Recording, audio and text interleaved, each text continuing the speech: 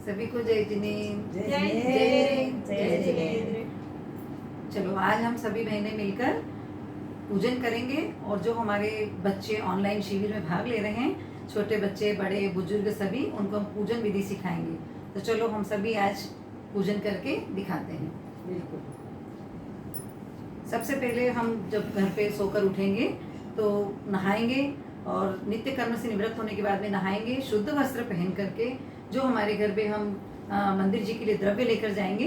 द्रव्य में हम सभी को पता है कि चावल लेते हैं हम लोग, पूजन, लौंग, बादाम और चिटक बना के रखते हैं, श्रीफल, जो भी हमारे पास द्रव्य सामग्री है उसको हम एक डिब्बी में लेकर अच्छे से और घर से निकलेंगे। और आप सभी को बच्चों पता होगा और आप लोगों को भी बहनों पता होगा कि जब हम घर से भगवान के दर्शन के लिए निकलते हैं तो जब हम भाव बना लेते हैं कि हम मंदिर के दर्शन करने के लिए जा रहे हैं तो हमें एक उपवास का फल उसी समय मिल जाता है। और जैसे ही हम घर से बाहर निकलते हैं हमें 10 उपवासों का फल मिलता है। और जैसे ही हम आधे रास्ते पर पहुंचते हैं हमें 100 उपवासों का फल मिलता है। और जब हम मंदिर जी के दरवाजे पर पहुंचते हैं तो हमें अनंतानंत उपवासों का फल मिलता है। अब जिससे अपन मंदिर तो पहुंच गए, फिर उसके बाद अपन लोग क्या करेंगे? जैसे ही हम मंदिर जी पहुंचेंगे तो मंदिर के बाहर एक स्टील की टंकी या पानी की टंकी बनी होती है, उसमें हम सबसे पहले अपने हाथ पैरों को अच्छे से धोएंगे और उसके बाद मंदिर के अंदर प्रवेश करेंगे। और मंदिर के अंदर प्रवेश करने के बाद हम सभी जैसे रोज दर्शन करते हैं कि घंटी बजाएंगे, उसके बाद में अंदर जाएंगे और जो भी हमारी दर्शन विधि है उस तरह से पूरा भगवान के हम दर्शन करेंगे, प्रदक्षिणा देंगे और उसके बाद हमारी दर्शन विधि पूरी होगी। दर्शन विधि पूरी करने के बाद क्या करते हैं मम्मी जी? उसके बाद में मंदिर जी में भगवान के अभिषेक होते हैं सुबह। तो भगवान जी के जो अभिषेक हो रहे होंगे तो उस समय जो पुरुष वर्ग है वो भगवान के अभिषेक करेंगे और जो महिला वर्ग है वो अभिषेक देखकर अनुमोदना करेगी। छोटे बच्चे कितनी उम्र में अभिषेक कर सकते हैं? छोटे बच्चे जब 8 साल की उम्र के हो जाते हैं तो 8 वर्ष की उम्र के बाद में बच्चे अभिषेक कर सकते हैं। और पुरुष वर्ग भी और 8 साल से ऊपर के बच्चे जो भी रहेंगे वो शुद्ध वस्त्र पहनकर, या तो अपने घर से शुद्ध वस्त्र पहनकर आए या आजकल मंदिर जी में व्यवस्था रहती है तो शुद्ध वस्त्र को पहनकर अभिषेक करेंगे। और जो छोटी बच्चियां हैं और जो महिलाएं हैं वो बैठकर अभिषेक देखेंगी और अनुमोदना करेंगी। अच्छा, फिर अभिषेक के बाद में क्या करते हैं? जब अभिषेक पूरा हो जाएगा हम सभी बहुत ही विनय के साथ में गंधोदक को लेंगे, गंधोदक को मस्तक पर लगाएंगे। गंधोदक के लिए भी सभी लोग, कोई गले में लगाता है, कोई नाभि में लगाता है, लेकिन वो बिल्कुल भी ठीक नहीं है, उचित नहीं है। हमारे शास्त्रों के अनुसार गंधोदक हमें सिर्फ मस्तक पर लगाना चाहिए और ज़्यादा है तो हमें आंखों के ऊपर लगा सकते हैं, क्योंकि गंधोदक बहुत ही पवित्र जल होता है, भगवान के अभिषेक का जल होता है और हमें ये ध्यान रखना चाहिए कि वो एक भी बूंद नीचे भी ना गिरे, है ना। इस तरह से हमें गंधोदक लेकर उसके बाद हम पूजन की विधि शुरू करेंगे। पूजन की विधि के लिए क्या क्या सामग्री लेते हैं और थाली कैसे लगाते हैं? सबसे पहले हम क्या करेंगे, जो हम घर से द्रव्य लाए हैं ना, तो इन सभी द्रव्यों को हम प्रासूक जल, जो कि हमारे मंदिर में जैसे कुआं रहता है, सभी मंदिरों में कुआं रहता है, तो कुएं से पानी खींच करके उसे छानेंगे, उसकी बिलछानी को वापस कुएं में वैसे के वैसे ही पहुंचाएंगे ताकि जो उसमें जीव आए हैं उन जीवों की हिंसा ना हो और वो वापस अपने स्थान पर पहुंच जाए। फिर उस जल को हम गैस के ऊपर या सिगड़ी जो भी हमारे पास अवेलेबल है उसमें उबालेंगे, उसको प्रासूक कर लेंगे। जब वो जल ठंडा हो जाएगा तो जो हम घर से द्रव्य लाए हैं, जो भी हम अक्षत लाए हैं, नैवेद्य, धूप, दीप जो बनाने के लिए हम चिटक, बादाम, लौंग सब लाए हैं, उन सभी को हम अच्छे से धो लेंगे। 2 या 3 पानी से उनको अच्छे से धोकर हम इस तरह से उनको निकाल लेंगे। इस तरह से हम पूरी द्रव्य सामग्री पूजन की तैयार कर लेंगे। और पूजन की द्रव्य सामग्री में जो बर्तन लगेंगे हमें, उसमें एक हमें बड़ी थाली लगेगी, इस थाली में हम पूरा द्रव्य रखेंगे और उसके साथ ही एक छोटी थाली होती है, इस छोटी थाली में हम द्रव्य को चढ़ाएंगे। तो एक इस तरह से हमारे पास एक छोटी थाली भी होना चाहिए। और जितना भी जो हमारी शक्ति अनुसार, जैसे कोई पीतल के बर्तन उपयोग में लाता है, कोई स्टील के लाता है, स्टील के तो लेना ही नहीं चाहिए क्योंकि उसे कहा जाता है कि लोहे के होते हैं। हाँ। तो हम उत्तम से उत्तम, जब भगवान ने हमें इतना अच्छा धन संपत्ति वैभव दिया है तो क्यों ना हम भगवान की पूजन भी अच्छे द्रव्य से करें। तो हम लोग चांदी के बर्तन बनवा सकते हैं। तो चांदी के बर्तन हमने जैसे यहाँ पर लिए, तो ये छोटी थाली हम द्रव्य चढ़ाने के लिए लेंगे। फिर उसके बाद में हम ये 2 कलश लेंगे, इन 2 कलशों में हम जल और चंदन बनाएंगे। इन जल और चंदन को रखने के लिए 2 कलश हमें लगेंगे। एक कलश जो है इसमें हम जल और चंदन को चढ़ाएंगे। कोई लोग 2 कलश भी लेते हैं, जल और चंदन को अलग भी चढ़ाते हैं, तो उसमें कोई परेशानी नहीं है, आप 1 या 2 दोनों ले सकते हैं। उसके बाद में एक हमें ठोना लगता है, इसे हम स्थापना भी कहते हैं। तो इस स्थापना में हम भगवान को भावों से आह्वान करके इसमें स्थापना करेंगे। इसके साथ ही एक ये प्लेट है, इस प्लेट से हम द्रव्य सामग्री को चढ़ाएंगे। तो इस तरह से ये पूरी सामग्री हमारे पास यहाँ पर हमने ले ली है और अब हम इस पूरी सामग्री को इसमें पूजन के लिए तैयार करेंगे। पहले क्या रखते हैं थाली में, कौन सा द्रव्य रखते हैं? पहले हम सबसे पहले जब थाली को तैयार करेंगे तो जो हमारे पास में अक्षत है, तो सबसे पहले अष्ट द्रव्य में सबसे पहले क्या आता है? अक्षत आता है। तो सबसे पहले हम यहाँ पर अक्षत को चढ़ाएंगे, अक्षत को रख लेंगे थाली में। फिर उसके बाद में क्या आता है? पुष्प आता है ना।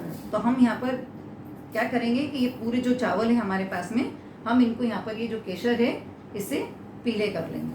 अच्छा, ये पीला कर लिया तो ये क्या बन गया है? जो चंदन और केसर हमारे पास है, हाँ, चंदन और केसर को हम घिस लेते हैं और उससे हमारे ये चावल हम यहाँ पर पीले करते हैं। तो ये पुष्प बन गए। ये पुष्प बन गए, क्योंकि हम पुष्प का उपयोग नहीं करते हैं, क्योंकि पुष्प में भी असंख्यात बारीक बारीक जीव होते हैं, है ना। तो उन जीवों की हिंसा न हो, तो इसीलिए हम हमारे ये जो अक्षत है इन्हीं को हम पुष्प के रूप में बना लेते हैं और इन्हें पीला करके हमने ये पुष्प तैयार कर लिया है। तो अक्षत के बाद में यहाँ पर हमने ये लगाया है पुष्प, और उसके बाद में नैवेद्य आता है। तो नैवेद्य में जैसे बोला जाता है हमारे शास्त्रों में कि हम घेवर, गुंजा, फेनी जो आते हैं ना, हाँ। वो, लेकिन जब हम उनको बनाकर रखते हैं तो उसमें क्या बारीक बारीक चींटियां और जीव वगैरह आने का डर रहता है। हाँ। तो इसी के लिए हम क्या करते हैं कि जो हमारा नारियल, सूखा नारियल होता है, उसकी हम इस तरह से चिटक कर लेते हैं और उसको हम नैवेद्य के रूप में यहाँ पर चढ़ाते हैं। और विशेष अवसरों पर जब भगवान का मोक्ष कल्याणक वगैरह रहता है तो हम जो नैवेद्य लड्डू बनाते हैं मावे के या शक्कर के, वो नैवेद्य के रूप में हम चढ़ा सकते हैं। हाँ, और फिर उसके बाद में नैवेद्य के बाद में हम क्या रखेंगे? यहाँ पर दीप रखते हैं। दीप रखेंगे। तो दीप के लिए भी हम या तो दीपक को जलाकर भी पूरा यहाँ पर रख सकते हैं, एक दीपक हम यहाँ तैयार करके दीपक को जलाकर, या फिर हमारी जो ये नैवेद्य है इसी को हम केसर से रंग के अच्छा पीला कर लेते हैं। तो ये क्या बन जाता है? हमारा दीप बन जाते हैं। ये दीप बन गए इस तरह से। और हम ये सब बिल्कुल लाइन से लगा रहे हैं, जिस क्रम से हम चढ़ाएंगे उसी क्रम से हम थाली में अच्छा, इसी क्रम से चढ़ाना चाहिए। इसी क्रम से चढ़ाए जाते हैं। तो ये अक्षत हो गया, ये पुष्प हो गया। अच्छा, ये दीप हो गए, ये पीले हो गए ना। हाँ, ये पीले हो गए, ये दीप हो गए, और ये सफेद है जो ये नैवेद्य है ना। और अब ये जो हम रख रहे हैं ये क्या है? धूप। ये धूप के रूप में हम रख रहे हैं। इसमें हम चंदन की छिलारी भी बहुत सारे लोग उपयोग में लेते हैं। क्यों नहीं यूज करते अपन? धूप भी यूज कर सकते हैं हम। हमारी देखो, जो भगवान ऐसा कुछ नहीं कहते, जो हमारी श्रद्धा और जो हमारे पास उस समय अवेलेबल है उसी को हम कर सकते हैं। तो हम अभी धूप के रूप में यहाँ पर ये लौंग को ले रहे हैं, लेकिन इसकी जगह हम धूप ले सकते हैं। फिर हम एक धूपदान रख के उसमें भी धूप को चढ़ा सकते हैं। तो इसमें ऐसा कहीं कुछ नहीं समझना चाहिए कि ये गलत है या वो गलत है, सभी सही है। चंदन की अगर आप छिलारी चढ़ाते हैं तो वो भी धूप में आती है, लौंग भी, और अगर आप धूप चढ़ा के धूपदान में खेते हैं तो वो भी धूप कहलाती है। और इसके बाद में हम क्या रखेंगे? फल है ना। हमारा क्या होता है? ये फल। तो हम ये सबसे उत्तम फल जो माना जाता है, ये जो बादाम होते हैं, ये सबसे उत्तम फल है। इसको हम फल के रूप में चढ़ाते हैं। और ये जो हमारे पास श्रीफल है, ये भी फल है, ये तो सबसे सर्वोत्तम फल है।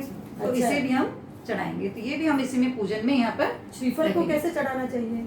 श्रीफल को जब हम चढ़ाते हैं तो जो इसका मुख है, जो इसकी चोटी है, वो आगे रहेगी, और जो इसका पीछे का भाग है वो हमारी तरफ, जो मुख है वो भगवान की तरफ रहेगा, और दोनों हाथों से यूं करके इसे चढ़ाया जाता है। फल के तौर पे हम और क्या क्या ले सकते हैं? जैसे श्रीफल और बादाम तो हो गए, बट इसके अलावा और क्या? इसके अलावा देखो, हम जैसे कि ये जितनी सारी भी ये हम सूखे मेवे होते हैं ना, जैसे ये हमने यहाँ पर लिया है, ये किशमिश है ना, तो इसको भी फल के रूप में और इसको भी अर्घ्य के रूप में हम यहाँ पर मिला सकते हैं। फिर ये इलायची ली है हमने, इलायची को भी हम इसमें यहाँ पर डाल सकते हैं। फिर ये काजू है, जो भी उत्तम से उत्तम हमारे पास है सब चीजें। फल में भी ले सकते हैं और अर्घ्य में भी ले सकते हैं। फल में भी ले सकते हैं और अर्घ्य में भी। महाअर्घ्य में हम इनको सभी को मिला लेते हैं यहाँ पर। ये बादाम है, चारोली है, और हमारे पास अगर अखरोट भी मिला सकते हैं, छुआरे भी मिलाए जा सकते हैं। और इसके साथ ही यदि हमारे पास, जैसे कि मैंने कहा, हम चांदी के बर्तनों में पूजन कर रहे हैं, तो हमारे पास अगर चांदी की द्रव्य है तो चांदी के द्रव्य को भी हम इसमें मिला सकते हैं, क्योंकि जितने उत्तम द्रव्यों से हम भगवान की पूजन करें, हाँ, उतना अच्छा फल हमें मिलता है। हाँ, तो इस तरह से हमने ये पूरी द्रव्य यहाँ पर तैयार कर ली है। और इसके बाद में अब हम इसे यहाँ पर रख लेंगे। अब हम इसे चढ़ाएंगे तो उस थाली को कैसे सजाएंगे? जैसे हमने ये बताया था ना हमने आपको कि ये छोटी सी थाली है, ये छोटी सी थाली में हम इसमें द्रव्य चढ़ाएंगे। तो इसमें सबसे पहले हम स्वस्तिक बनाएंगे। स्वस्तिक में भी हमें ये तीसरे नंबर की जो उंगली होती है, इसको क्या अनामिका बोलते हैं? इसको अनामिका उंगली कहते हैं। इस अनामिका उंगली से हम यूं लेंगे और जो ये पहले इसमें सीधी रेखा खींची जाती है ये संसार रेखा कहलाती है। नीचे से ऊपर। इसको हम नीचे से ऊपर बनाएंगे, हमेशा स्वस्तिक बनाने की विधि ये होती है। और फिर एक रेखा हम जो खींचेंगे बाएं से दाएं की ओर, इसे हम जन्म मरण की रेखा कहते हैं। ये स्वस्तिक का पूरा, इसमें स्वस्तिक का पूरा लॉजिक इसमें आप ये है कि जो खड़ी रेखा है ये संसार रेखा है, जो आड़ी रेखा है ये जन्म मरण की रेखा है, और जो ये चार रेखाएं होती है ये चारों गतियों का प्रतीक होती है। अच्छा। ये जैसे जो चारों रेखा होती है ये चारों गतियों का प्रतीक होती है। इस तरह से हम ये चारों रेखाएं बना लेंगे, क्योंकि हम जो संसार में भ्रमण करते हैं चारों गतियों में, ये चारों गतियों का प्रतीक है। फिर इसे हम 4 बिंदियां भी लगाते हैं, ये 1 2 3 और 4, ये चारों प्रथमानुयोग, करणानुयोग, चरणानुयोग और द्रव्यानुयोग के प्रतीक है। ये चारों बिंदियां इस तरह से हम लगाएंगे। फिर इसमें हम एक ये सिद्ध शिला बनाएंगे। ये क्या बनाएंगे हमने? सिद्ध शिला, और इसके ऊपर एक ये बिंदी लगा देंगे, ये सिद्ध परमेश्वरी को इंगित करती है। और ये जो 3 बिंदियां हमने यहाँ लगाई है ये सम्यक दर्शन, सम्यक ज्ञान, सम्यक चारित्र। इस तरह से हम चढ़ाने की थाली को तैयार करते हैं कि हे भगवान, इस संसार में जब हम पैदा हुए हैं तो इन जन्म मरण के चक्करों से, चारों गतियों के भ्रमण से छूटे और प्रथमानुयोग, करणानुयोग, चरणानुयोग, द्रव्यानुयोग का आश्रय लेकर रत्नत्रय को प्राप्त करते हुए सिद्ध शिला को प्राप्त करें। इस हेतु हम ये पूजन करते हैं। इस भावना से हमने यहाँ पर इसमें ये बनाया है। अब आप लोग सभी भी इसमें बनाएंगे। हम सभी जितने भी हमारे पात्र हैं पूजन के, ये दोनों कलश है जल और चंदन के। ये हमने अष्ट द्रव्य में ये जल है, ये चंदन है, तो चंदन में भी हम थोड़ा सा जो हमने चंदन और केसर है उसको थोड़ा सा डाल देंगे, तो ये जल पीला हो गया है। इस तरह से आप देख सकते हैं ना, तो ये पीला जल चढ़ाने वाली जो कलश है हाँ। तो इसमें भी स्वस्तिक बनाना है। हाँ, चढ़ाने वाली कलश में भी स्वस्तिक बनेगा, ये जल वाली कलश में भी बनेगा और चंदन वाली में बनेगा। और जो ठोना हम रहेंगे, ये जो जिसमें स्थापना करेंगे, तो इस ठोने में हम ओम लिखेंगे। अच्छा। हाँ, ओम क्योंकि पंच परमेष्ठी का प्रतीक है और पंच परमेष्ठी को हम इसमें यहाँ पर विराजमान कर रहे हैं, तो इस ठोने में हमने ओम बनाया है ना, इस तरह से। और इस ठोने को हम यहाँ पर रखेंगे और इसी के साथ में उस कलश को रखेंगे जिसमें कि हम जल और चंदन को चढ़ाएंगे।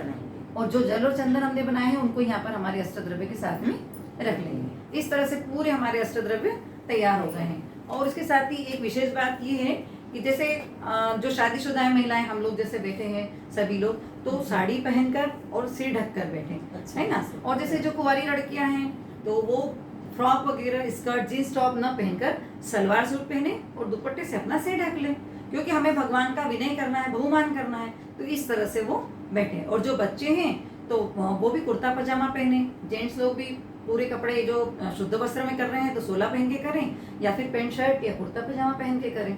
तो इस तरह से हमें विनय के साथ में बहुत ही, और जिस तरह भगवान है उनके सामने ही हमें मुंह करके और पूजन करना है। और हमेशा अगर हम घर में कर रहे हैं कोई विशेष अवसर पर पूजन, तो हमें पूर्व दिशा की ओर या उत्तर दिशा की ओर करके मुख करके पूजन करना चाहिए, क्योंकि भगवान तो चारों दिशाओं में विराजमान है, लेकिन जिस तरफ भगवान का चेहरा हमारे तरफ है तो हम उनकी तरफ करके पूजन करेंगे। इतनी विधि आप सभी को समझ में आ गई होगी, है ना। अब आगे अपन अपनी पूजन शुरू करें। श्रीफल लिया है तो इसको भी पानी से, हाँ, इस श्रीफल को भी हम जल से अच्छे से हमने धो लिया है। अब धोने के बाद में यहाँ रखा है, और इसको चढ़ाने के पहले इसमें भी बहुत से लोग स्वस्तिक बनाते हैं और नहीं भी बनाते हैं, दोनों चीजें इसमें हैं, जैसा अपने को ठीक लगे।